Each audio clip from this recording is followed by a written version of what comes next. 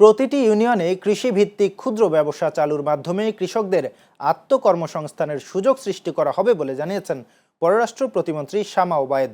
শুক্রবার বিকেলে ফরিদপুরের নগরকান্দা উপজেলায় আয়োজিত পার্টনার কংগ্রেস অনুষ্ঠানে কৃষকদের সঙ্গে মত বিনিময়ে প্রধান অতিথির বক্তব্যে তিনি একথা বলেন। তিনি বলেন, কৃষকদের স্বার্থ রক্ষায় সরকার বদ্ধপরিকর।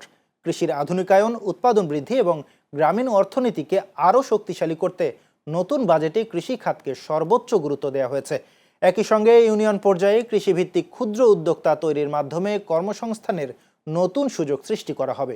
নগরকান্দা উপজেলা নির্বাহী কর্মকর্তা রেজওয়ানা আফরিনের সভাপতিত্বে অনুষ্ঠানে উপস্থিত ছিলেন ফরিদপুরের অতিরিক্ত পুলিশ সুপার ফাতেমা আক্তার, উপজেলা কৃষি কর্মকর্তা রেজাউল করিম ও উপজেলা বিএনপির সাধারণ সম্পাদক সাইফুর রহমান মুকুল সহ বিএনপি ও সহযোগী সংগঠনের নেতাকর্মীরা।